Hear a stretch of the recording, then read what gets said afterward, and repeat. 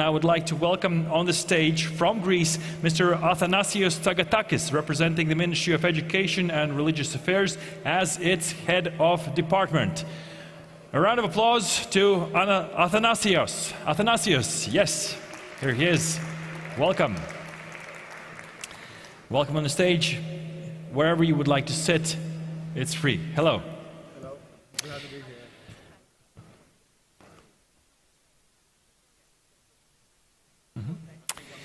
Next up from Poland, I would like to welcome on the stage Beata Dziemińska-Skowron, who is representing the Polish Ministry of Education and Science from the Department of Strategy. Welcome, Beata. Wherever you wish to sit. Next up, right here from Latvia, Rūta Gintaute-Marihina, representing the Ministry of Education and Science as its Director of VET and Adult Education Department. Welcome. Welcome on the stage. Please do take a seat. Next up from our neighboring country, Lithuania, Joana Vilimienė, representing the Ministry of Education, Science and Sport as its head of Vocational Education Division at the Lifelong Learning Department. Hello, welcome, nice to meet you as well. And if we're traveling in the Baltic states, then I would like to welcome on the stage representing Estonia, Rita Kask, representing the Ministry of Education and Research, Higher Education as its advisor in the Vocational Education and Training Policy and Lifelong Learning Department. Welcome. The titles keep getting longer and longer. And lastly, from Ukraine, Dr. Oleksii Oleksiuk, Technical Advisor at GIZ Project Skills for Recovery and Professor at the Kiev National Economic University, named after Vadim Hetman. Welcome, welcome on the stage as well. Nice to see you. Nice to see you. Ladies and gentlemen, this is the first of two panels. So this first panel is from the perspective of national level. As you can see, there are representatives either from agencies or from ministries, and the second one after that will be from the perspective of stakeholders. But my task here is actually very easy today. You have your microphones beside you. They are turned on, so whenever you're ready, you're welcome to speak.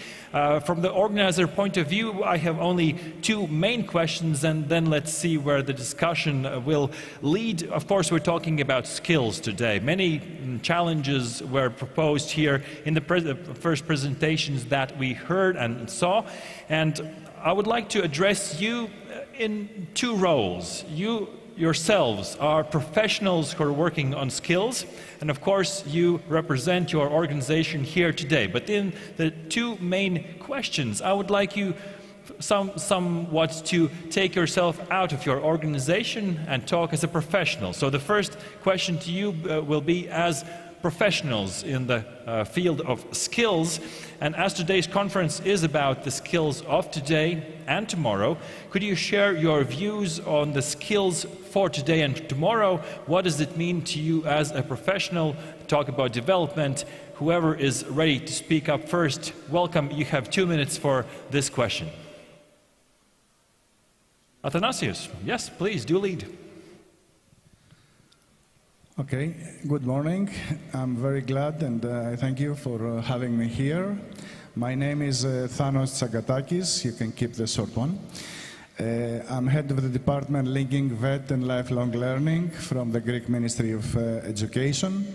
I think I am from the last generation who thought that when we started our professional career, that getting a degree or a vocational educational was enough to get us in the labor market until retirement. Well, we all know that this is not the case anymore. On the other hand, since I come from the information technology profession, the rapid changes changing in our profession were very clear to us and very soon. There are many reasons for defining and acquiring new skills in an ever-changing world. I think I won't take too much of your time.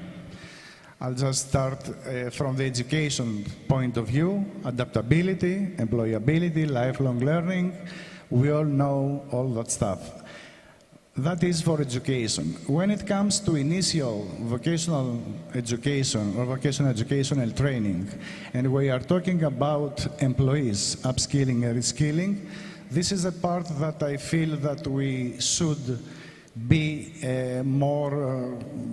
we should have a greater discussion. What do I mean? When we think it's important to define new skills from the labor market point of view, on the other hand, the support employees get towards upskilling and reskilling, starting from the financial stability every employee should feel in order to live and not just survive. This is a skill that we shouldn't be talking about, surviving. There are too many measures that can be taken into action. Training and development programs, workshops, courses, mentoring, and coaching, flexible work arrangements, recognition and rewards, technology and tools, employee assistance programs, work-life integration. And finally, I think financial support, I have to insist on that, because when we are talking about upskilling and reskilling, new skills, defining, acquiring, we have to make sure that employees are happy with their work, and that happiness will then show to enterprises. It's very important to have an employee happy, otherwise all definitions, all acquirements won't succeed. That's my main point. Thank you. Thank you, Athanasios. An emphasis on professionals, on the company putting effort into upskilling. Beata, what do you think about this? Thank you. It should be on. Let me see. Yes, it's on. Okay. Thank you very much also for inviting me to the conference, and I will be happy to present our point of view referring to skills, which is a very important issue. Skills are essential for personal, social, and economic development. And when we approach skills, first we try to define them. The definition basically concentrates on ability to perform certain task, activity and function by correctly performing theoretical and practical, applying theoretical and practical knowledge in action and in compliance with social norms. So skills are a compilation of knowledge and attitude. I think this is the definition that we try to develop for the purpose of understanding the issue itself. And when it comes to categorizing the entire spectrum of skills, they are either concentrating on this knowledge, so basic skills such as understanding and generating information, digital skills, mathematical competences, and multilingualism. So this is knowledge. Professional skills are also concentrating on knowledge acquired in a given sector. And then come the skills which refer to the attitudes. So transversal skills relating to personal and social attitudes and abilities. And I think that the skills of the future are in fact connected and related to those complex skills, transversal skills, development, and they will be in high demand because, as it was said before by our other distinguished speakers, we don't know the jobs, the names of the professions, but we at least know what kind of skills we are operating within. So that's not a problem, not knowing the jobs, as long as you have the skills, right? Yes, and as long as we expand the skills, develop them, because they are really, there is a demand for more and more complex skills in terms of communication, in terms of critical thinking and teamwork emotional intelligence. So I think this is going to be the future. We have to face and adapt our vocational systems of education, and the key is lifelong learning, definitely, and the collaboration with all stakeholders, especially employers, in anticipating the skills demand and adjusting the VET systems to the requirements of the labor market. Thank you. Thank you for throwing that in. And speaking of attitude, I want to turn to Oleksii, because what we see from the Ukrainian people is their attitude is strong. You're moving forward no matter nothing. That is truly inspiring. So please do speak on the skills from your point of view as a professional. Thank you. Thank you very much. And I'm pleased to be here, and it's a really pleasure to speak and have discussion on this topic. I'm here like a representative from the German International Cooperation Agency, and we were implemented different projects in Ukraine since 2019, and during this period of time we were involved in different national processes that were took place in Ukraine during this period of time. Regarding the skills and my vision, I would say from the Ukrainian prospects that skills it's always about the people. The people, you mean student, how the skill as a product can fit the long-line strategy of the student. The second point about the teachers. Teachers create the future. If you would like to implement or introduce like global popular concept like circular economy or like energy efficiency, you have to holistically integrate them through the teachers' upskilling courses into the curricula, and that will bring new values in the future. And the third point that it's also about the people, employers, the businessmen who employ these students or skilled workers. And of course, in Ukraine, we definitely saw necessity of the social dialogue, because only communication and negotiation between all parties can create the set of opportunities for the people in all variation, in all roles in this process. Social dialogue is an instrument of change and understanding the future. Very good. Right now in the middle we have three ladies from the Baltic states. So let's start with Estonia. Rita. Thank you. As I represent vocational education area in the Ministry of Education and Research in Estonia, I would like to say a few words what's coming next in vocational education and skills area. It means a lot of work for my colleagues in skills area, and one of them with me here, Sigrid, who can tell you much more than me about the OSCA system renewing. We plan to improve the methodology of monitoring, forecasting and feedback system for manpower and skills needs, and we also plan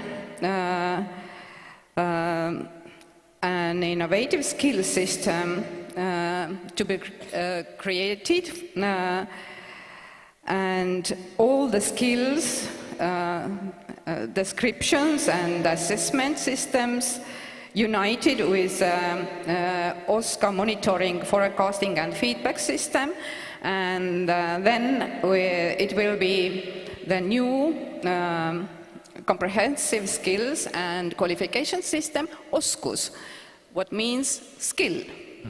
Skills. So, and for vocational education, it means lots of input skills descriptions by little pieces in curricula, what enables more flexible studies for different target groups of students. And we also plan very much to improve our vocational upper secondary education, namely the general education part of it, to provide students better future studies and employment possibilities. Okay, thank you. Thank you for that systemic change. You jumped to my second question, but Richard. For example, for every people who is employed, very important is self-efficiency skills, also self-motivation, learning skills, and of course self-confidence, resilience, flexibility are of great importance. And of course for everyone, when we work in the different kind of teams, important is cooperation, empathy, management, and also leadership skills are essential. And today's era of change is important, of course, technology skills, especially digital skills are important, and also ability to be open and flexible in developing personal skills. Thank you. So basically two parts. One part you would call more like soft skills for leadership, motivation, self-efficiency, and the second part is more on digital and usage of technology, right? Yes, because technologies are changing very fast and very rapidly, and at this moment I think very important is soft skills, transversal skills for everyone. All right. Thank you for that. And traveling south to Lithuania, Joana. Yes, hello, thank you. So as you see, concept of skills is very complex. As we can see here today, everybody gives a different answer. What is skills and what's important about them? I see the concept of skills quite like a tree, because we have many different categorizations of it. We have soft skills, we have job-related skills, personal skills, and many layers of it. On one side, we have, like I said, personal skills like soft financial literacy, time management that is important in your life. On the other side, we have job-related skills like digital competences, like data analysis and similar skills. Also, on the concept of skills, we have different ideas about where it comes from, where the demand comes from. I mean, considering job labor market needs, so digital skills comes from labor market demands. Labor market moves so fast that we need to maintain our skills in a digital way. On the other side, we have ethic demands and issues that is important for us as a community, as a nation. That goes together with the green skills and development of the green skills, which the industry is not so up to yet. We need it. We need to develop our green skills, but the industry has to follow our skill needs. So many different categories, but the idea that comes to me is that skills relates to lifelong learning so much. And it's like a root of the tree, lifelong learning. It's to excel, it's to grow, it's to develop for everybody in personal life, in job, in career perspective. So it's very complex and not so easy to answer. Okay. Well, thank you for the first round. So just to round it up, so we're talking about upskilling, which is, of course, important for professionals. Skills, many different definitions, but one of them is knowledge and attitude, which is important, how we use that knowledge. We're looking at how to incorporate skills in the broad strategy, and one is through upskilling courses.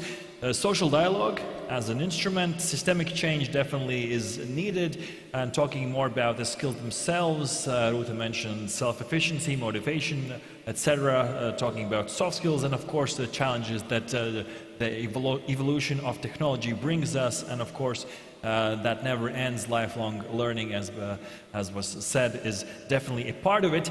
The second part of this discussion, I would like to turn to you as the representatives of your organization. You partially, I think, answered those things in the first question, but let's dive deeper into two things. First of all, from your country's and your organization's perspective, when talking about skills, what is the one major achievement from the recent years that you would like to highlight, so that we can learn maybe something new about that? And be honest with us, maybe there is a major challenge when it comes to skills in relation to modern skill development in your country that you are facing, you're working on. Maybe you have a solution that you can share with us how you're working on it. Maybe it's just a challenge right now. It's quite okay. So, Oleksii, let's start with you. Two things. Two things, yeah? Yeah, 3 minutes for each of you, okay? 3 minutes, okay. Thank you also for this question, because, you know, Ukraine now has a situation where we can definitely understand what we should do now and what will be our future. In this regard, we have a small benefit that we don't need to expect some unpredictable changes in skill development area, because we understand that we have to increase inclusion of our VET system inside Ukraine. Ukraine now faced huge demographic or new demography inside Ukraine, has been established like aging society and huge migration flows. Also, new vulnerable groups currently are coming inside the educational system, and we have to deal with this. So inclusion really is crucial now for Ukraine. And the other point that the period of time that we have to deal with this is really short, and economic disruption due to the war also pushed us to develop short, modularized and flexible educational offerings, because otherwise nobody can afford to study under the war condition for 1 year or 1.5 years. You have to be as fast as possible and as practical as possible. This variation also increase quality requirement for education in the country. And looking at our GPD, that in 2022 we have like dropped around 30%, and now World Bank forecasts that we will have at least like 1% growth in this year. It means that Ukraine, step by step, stabilize the situation inside the economy, and it means that our recovery that we are foreseeing currently need drastic change in educational system, because all new technologies, all new requirements from European family, they have to be settled on the proper workforces. It's impossible to implement any new technologies or fit any requirement without like well-prepared workforce. In this regard, in our project, we always try to address on these like key issues, and we during EU for Skills we deal with regional prospects and national prospects. We supported a lot of people around Ukraine, and when the war started, one of the key task of the project was to keep the system resilient. We supported VAT schools with a lot of energy equipment and upskilling courses for teachers how to deal with psychological support, because it's difficult to explain, but when I hope that you will not get this experience, how to teach young children under the shelling, or before or after, it's always quite like challenging task for any teacher. And of course, when the blackout were in Ukraine so massive, the question how to deal with the blended learning when the security situation was not sufficient. In this regard, like the first task was to keep the system resilient and try to adjust as much as possible. And for the future, of course, now we are starting support. The next project started from July 2023, Skills for Recovery, develop and design in such manner that create a new future for Ukraine, because like we are targeting on the adult education, on the vulnerable groups, among them, by the way, like task returnee, how to recognize international qualification in Ukraine, how to benefit as a state from the people who are abroad now. The other point that we try to find a way how to return people from the military forces to the civil life, how to recognize military qualification into civil area. And all these issues, they designed in the manner that like separate component employment, or how to facilitate career counseling inside the country where nobody can predict stability in the future. How to support people who are already affected by the war. In Ukraine, we sometimes say that almost our population now are affected of the war. So the question how to deal with this and how to still survive and find a way to create a job places, because like relocation of businesses from the eastern part to the western, and IDPs inside Ukraine, they like roughly estimated number of IDPs, internally displaced person, around 30% of total population.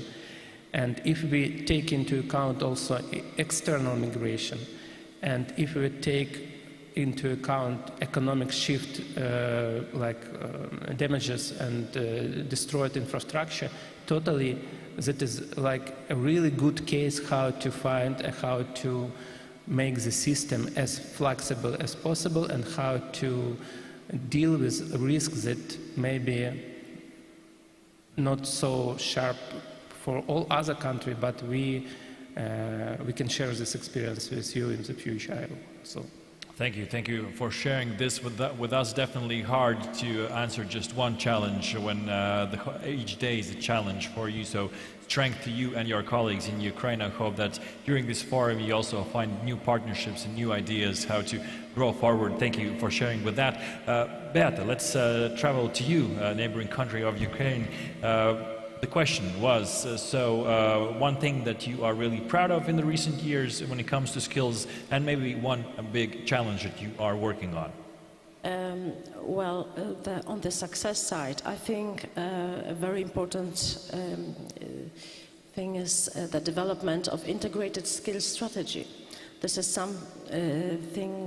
this is a document, a policy, national policy for skills development, in line with the concept of lifelong learning. So the strategy puts the framework for skills development needed to strengthen social capital, social inclusion, to acquire good quality of life.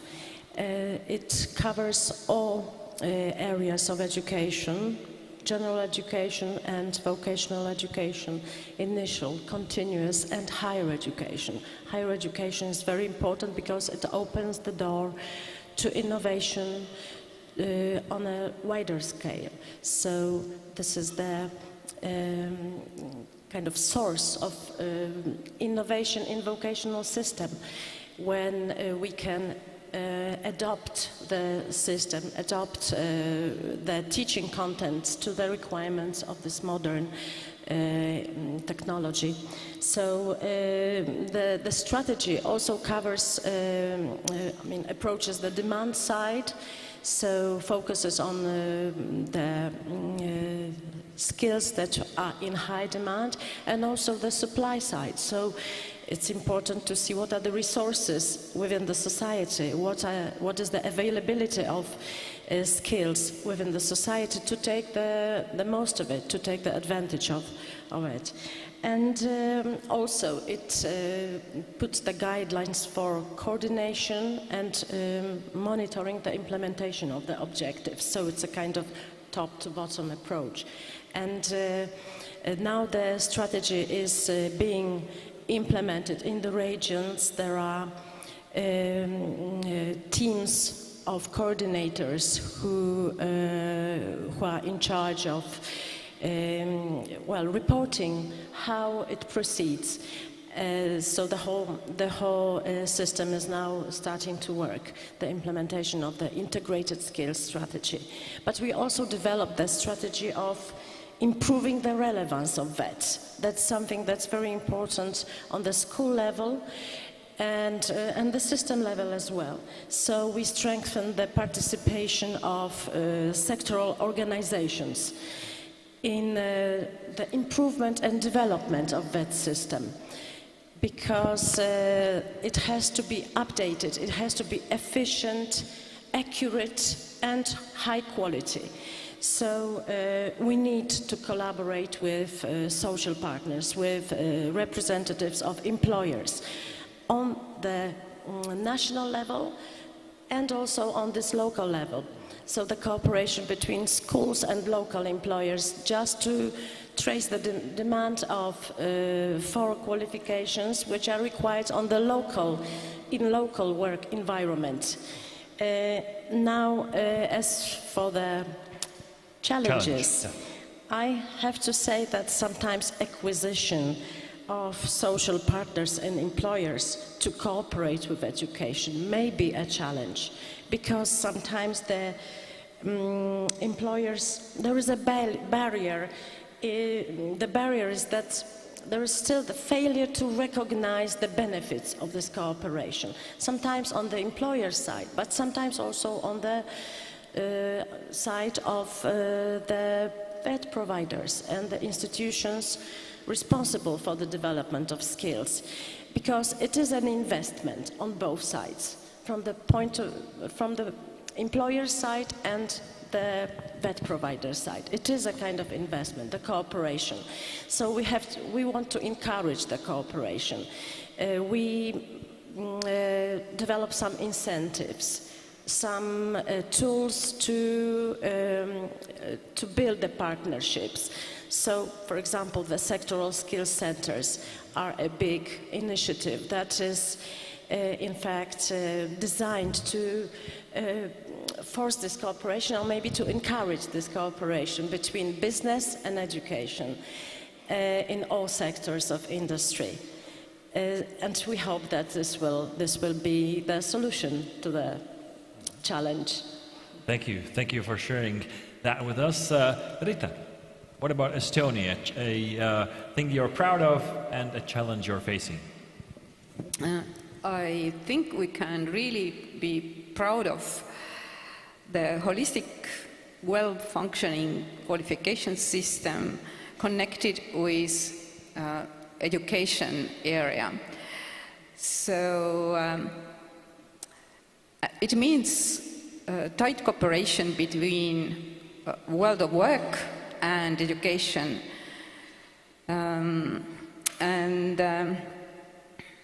In vocational education and training, it reflects both in curricula designing process, where input is coming from professional standards and directly from enterprises' needs, and the other hand, quality assurance process where entrepreneurs are directly involved as assessors of quality. And it's country-wise quality assurance process carried on regularly. So I think this cooperation is very valuable. And about challenges, I already mentioned in my previous talk. So we just try to improve it and develop our OSCA system to the next level that helps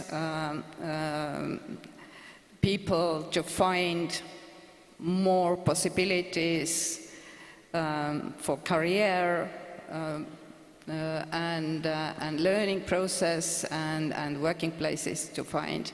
So OSCUS is our challenge.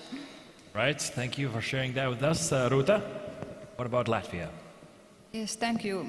First of all, I would like to say that Latvia can be proud of the reform of vocational education curricula, which we implemented in the last decade, and we have implemented, of course, this modular approach based on learning outcomes, and also, in one hand, we create methodological work in our vocational education institutions, but in other hands, it's also a challenge for us to make vocational education curricula sustainable. And we also make cooperation mechanisms with employers, and it is very important to bring closer our curricula to growing needs of the labor market and new technologies. And at this moment, our legislation allows and establish a flexible approach. That means opportunity to learn separate modules, qualification parts, also learn skills faster, and especially skills which is important for the labor market. And also we have possibility to resume studies at later stages. But we also can be proud for adult participation in education, which has increased in recent years, and at this moment almost 10% adults involved in adult education activities. But in 2020 it was only 6.6%. And our recent, I think, what we can be proud, it's in the Learning Account initiative, which will provide an opportunity for every employee to improve digital skills. And it's a big challenge, make together social responsible system for everyone, for improve skills and improve and to be competitive in labor market. Thank you. Thank you for that. Let's travel to Lithuania. Thank you. We have more disadvantages than advantages, of course, but let's start from the positive. We are great in the level of educated adults in Lithuania. We are the best in European Union with this level. It's 89% of adults that have higher or at least general education. But of course, we lack of general education students who seek to gain profession in vet institutions. We only have 23% in that, so we are quite low. As well as Rūta mentioned, our adults do not participate in adult education every year. That's also a problem. 77% of our companies say that they cannot find workers or employees that has relevant skills for the job position, and etc., etc. The problem, there is a lot of problems, but we have three areas where we are working on. First of all, we work on career guidance from the first grade for every student, the opportunity to get career guidance in every school. Secondly, we invest in vocational education in the schools, in infrastructure, apprenticeship, in modular training, in teacher training. We have, for the upcoming 5 years, we have more than 60 million of investments in such a small country. And of course, individual learning accounts. We start with this initiative, and we plan to teach, to participate more than 130,000 people in this program in upcoming years. So this is 3 directions that we are going on, and we hope to challenge those challenges. Thank you, Joana, for that. We can see some similarities among the answers. Athanasios, please conclude this round of challenges and things to be proud of. Well, we have the same problems. So I'll make my point on the rest of it. Greece's approach on skills involves 2 ministries, as you can understand from my first point of talking. We have the Ministry of Education, which is a fairly new law. It was enacted back in 2020. The above law set up for the first time in Greece the terminology that is concerning both VET and lifelong learning. Is clearly referred to skills as components of learning outcomes, along with knowledge and capabilities, making skills part of the holistic approach of a complete qualification for IVET. The new law introduced a new governance, a strong governance that will support vocational education. We have for the first time, by the law, the active participation of all social partners, from the governance up to writing the curricula. The qualification levels and the professional qualifications per vocational specialty based on occupational profiles and leading, if required, professional rights. That's what came with our new law. I could describe this law as a success. The challenge of this law, I think, is a typical challenge. How to transfer a law into procedures and everyday life in vocational education training and in schools in general.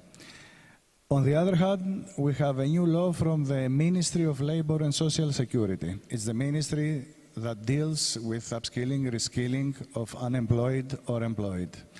The main attempt was to upgrade the skills of the country's human capital, strengthen the skills match between the labor force and the labor market, and creating new rules and guidelines for continuous vocational training, in particular for EU-confunded projects, taking into account individual learning accounts, European policies, and the Recovery and Resilience Fund.